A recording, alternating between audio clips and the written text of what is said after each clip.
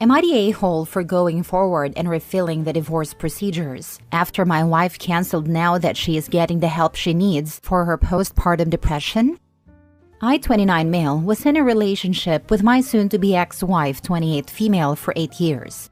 Everything was what I would describe as nearly perfect. Small arguments here and there, but nothing really significant or relationship-altering. That all changed 13 months ago after she got pregnant. The pregnancy wasn't a surprise, as we were trying for a baby. I seriously don't know what went wrong, but around the 4-month mark, my wife completely made a 180-degree switch from the kind, caring, and sweet woman she used to be to a total tyrant. I know it's harsh to say, but that's honestly the best way to describe it. I'm completely serious when I say that even my breathing became an issue for her. She would wake me up at 2 to 3 in the morning because she wanted something specific, and she'd become verbally abusive if I refused to drive 40 minutes to get her some ice cream she was craving. Once, she went on a tirade because she wanted Chick-fil-A on a Sunday and the place was closed, calling me a useless husband and every name under the sun. I wasn't allowed to sleep in the same bed as her, but then would get blamed in the morning for not sleeping in the same bed. If I cleaned the house, it was too loud. If I didn't, she'd get mad. I'd cook something she'd requested only for her to suddenly not want it. I bore it all, every insult, every bit of verbal abuse. I never raised my voice at her during this time. I begged her to get help, to talk to a doctor, a therapist, her mother, anyone. But she refused, which only made things worse because apparently by suggesting help, I was calling her crazy. I went with her to the doctor once and brought up the mood swings, but the backlash I faced afterward wasn't worth it. I also spoke with her mother, who tried to help, but my wife acted overly sweet in front of her, making it seem as if I was the crazy one. Even when I had video evidence, she made it seem out of context, turning people against me. 4 months ago, she gave birth. It wasn't an easy birth, but I was hopeful things would turn to normal. Instead, postpartum depression set in. Again, I tried to help. I researched, suggested ways to get support, and even spoke with a therapist on my own to learn how to better support her. But nothing I did was right. She accused me of calling her a terrible wife and mother, even though those words never left my mouth. Things reached a breaking point when she started becoming physically violent. My last straw was when she smashed a coffee cup on my head after a small argument because I took too long to bring her a cup of coffee. I was busy changing our son's diaper. This was the first time in 8 years that I raised my voice at her and told her we were done, that she needed to pack her things and leave. She went to her parents' house, and although she wanted to take our son, I didn't allow it. When she threatened to call the police, I pointed to the hallway camera and told her to go ahead, as it had recorded everything. A week later, I was served divorce papers. I had intended to file myself, but hadn't had the time with work and taking care of our son.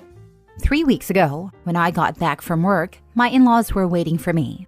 Apparently, they had convinced her to see a therapist after they threatened to kick her out. She'd become as abusive to them as she was to me. They finally believed me and understood that I wasn't making things up.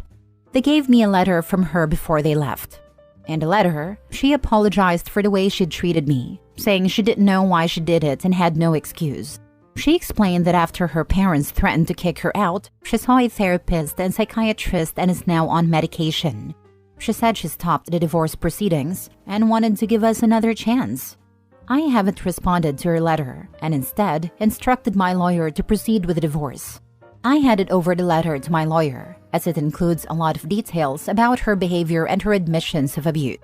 I also have video evidence, including footage of her breaking the coffee cup on my head and my hospital visits for stitches and burns from the hot coffee. Now, people are telling me I'm the a-hole for not giving her a second chance, especially now that she's getting the help she needs. They say I should forgive her to keep our family together, that if I truly love her, I should be able to forgive her actions while she was not in her right mind. They're calling me a monster for not understanding what she went through.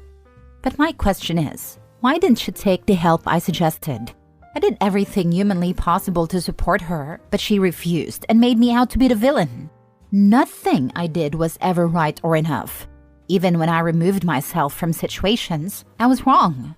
I have more than enough evidence to seek full custody of our son, and a prenup that protects everything I own, including the house. Am I the a-hole for refusing to continue in this relationship and proceeding with a divorce? Edit to add, I am going for full custody of my son. My lawyer says there is no guarantee, but she doesn't see any reason why a judge wouldn't grant me full custody. Also, I did a paternity test, and my son is biologically mine. I checked my wife's messages just before the birth to be sure, and there were no suspicious or deleted messages. Now for the top comments. Your in sickness and in health vows only went so far, but honestly, not even trying to check on the current state is a pretty poor show for those wedding vows.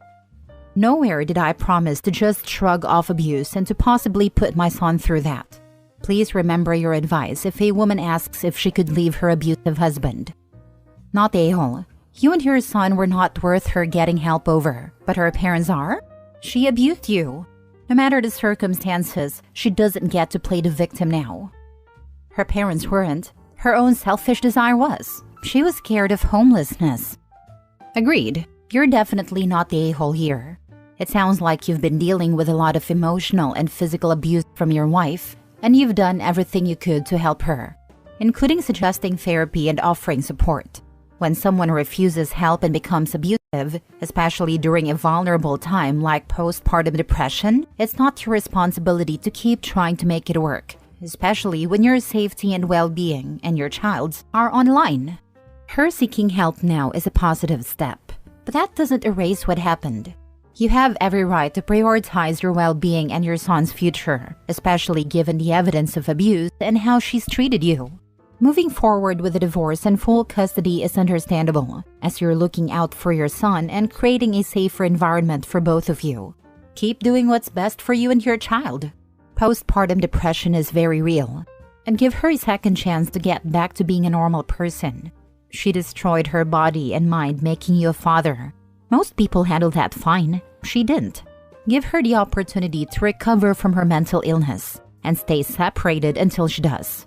She either recovers or she doesn't, but to throw your entire relationship away and give up on her because she has a very real mental illness is not looking at the full picture. She threw it away. I tried for months, and I'm done trying. If I did something even remotely similar, would your advice to her be the same? Why should I continue? She refused to get help until she had no options left, until everyone turned their backs on her. Now I'm suddenly good enough again? But for months I was treated like a useless stain on the carpet. I was told to F off just for breathing in the kitchen while she sat in the living room. Apparently my breathing was too loud and irritated her. There was no other noise. I literally walked into the kitchen and her words were, F off, you're breathing too loud, and it's irritating me. If you had postpartum and acted that way, I'd give the same advice. Or if you had a real mental illness for that matter. Have you looked into exactly how postpartum can ravage a woman's mind? It can really mess them up. And if she didn't act this way before, why are you struggling to feel empathy for her now? If she was already unglued and postpartum made it worse, I'd agree it's not worth saving. But I'd suggest doing some research on the mental illness before signing anything to make this permanent. It should go without saying that her actions were traumatic for you. But if her postpartum was that severe, it wasn't really her doing those things. It sounds like she lost control of her mind shortly after birth. If you were in love with her before all this started, maybe see if she can recover. Like I've been saying, postpartum is very real. It can completely ravage a woman, and they can fully recover. Okay, so if I have a breakdown or a mental crisis and abused my wife, that would be fine? I did research. I spent the night talking to experts, booked appointments with therapists for advice, and nothing I did was right in her eyes. Apparently, wanting her to get help or offering any suggestions was me calling her crazy, a terrible person, or mentally ill. The other thing that bothers me is that, in public, she was fine. When her parents or friends were over, she was the kind, caring person I knew. Even during the 2-week stay her mother had at our house, she acted normal until they left. Next story. Am I the a-hole for breaking up my family and purposefully causing my stepmom to lose her child's custody and my father his? I, 24 male, moved away from home at the start of the pandemic. Back home, I have a younger brother, 12, and a stepsister, 10. I always had a fantastic relationship with my stepmother, better than I did with my father and mother, honestly. We were always really close and felt like a real family. During the pandemic, it was clear that both my father and stepmother experienced a decline in mental health. While they showed signs of stress, they never became abusive or bad parents, at least not initially. However, things took a turn about a year ago. They were expecting their first child together, and at first, everyone, including me and my siblings, was incredibly happy for them. But then things started to change. My stepmother began showing signs of instability and abusive behavior. I think it started affecting my father first because he withdrew, burying himself in his work and drinking, becoming extremely distant. When he effectively removed himself from the situation, the focus of her anger seemed to shift onto my siblings.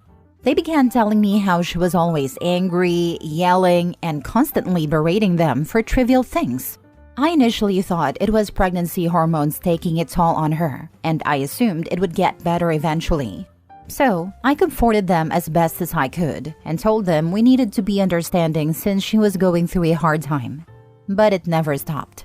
The baby is now 6 months old and the situation has only worsened. I tried to talk some sense into my father, but nothing came of it. When my brother came to me with a bruised face and told me she had hit him, I lost it. I didn't even contact my parents. I collected all the evidence I could, went straight to the authorities, and then informed my mother and my stepsister's father in that order.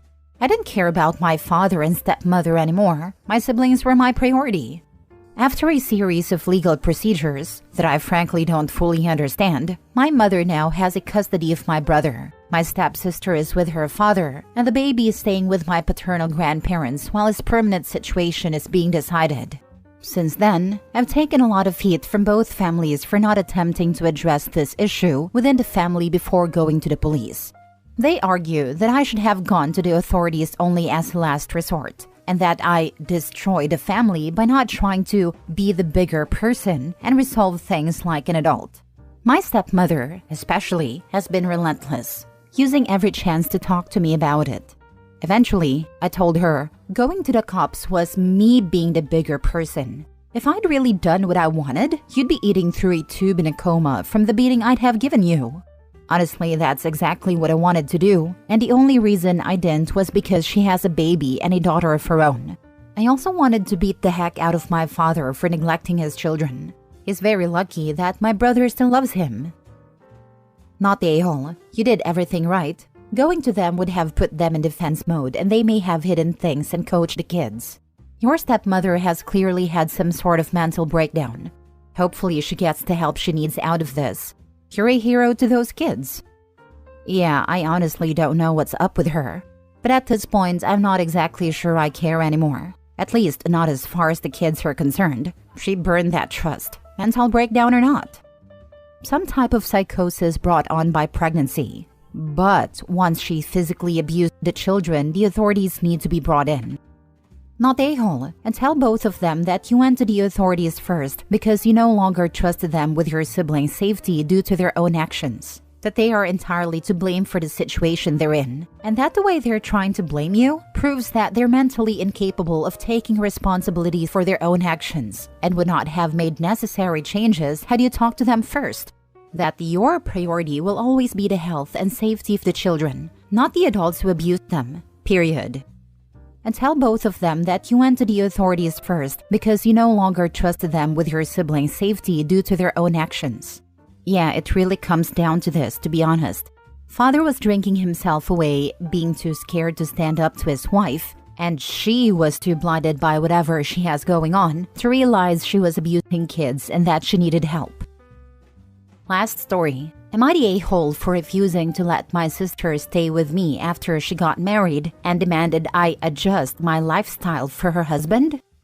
Okay, so I, 28 female, have a pretty established routine. I live alone in a 2-bedroom apartment, and while I'm not a neat freak, I like my space to be organized and have a certain vibe. Think minimalist, calm, and quiet. My sister, 30 female, recently got married to a guy, 31 male, who I barely know. They live about 3 hours away, and since their wedding a month ago, she's been asking to stay with me for a few weeks. Normally, I'd be fine with it. I love my sister, but there's a catch. When I agreed, she dropped the bomb that she's bringing her husband with her. Apparently, he doesn't feel comfortable being alone for extended periods, so she wants me to adjust my lifestyle for them as a couple. This means rearranging my apartment for them, having quiet hours during the day because he works from home, and no longer playing music or hosting friends when they're around. Oh, and she suggested I stop using the guest room for my own hobbies, which is how I unwind after work. Basically, I'm supposed to cater to their needs and make space for their relationship. I told her I wasn't comfortable with that, especially since I don't even know her husband that well, and wasn't planning on turning my home into a mini hotel or daycare for them. She got super upset, called me selfish, and said it's just for a couple of weeks. But I'm really not okay with it. I feel like I would be giving up a lot of my personal space and peace of mind just for her convenience. Now, she is threatening not to visit at all, and I'm feeling guilty but also feel like she's overstepping. So, am I the a-hole for refusing to let them stay under these conditions? It sounds like she wants to move in and live with you rent-free while, not really, searching for a place to live. Not the a-hole. Your sister sucks.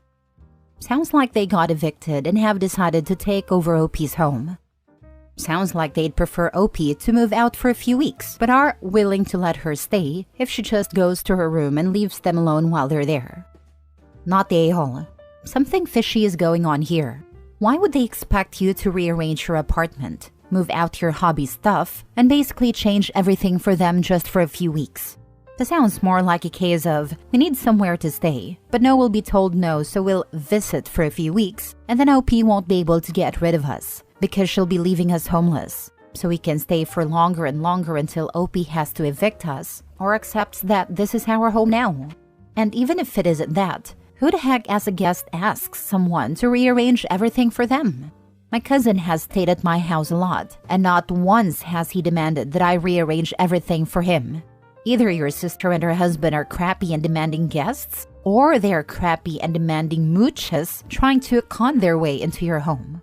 Either way, say no. It will only end badly.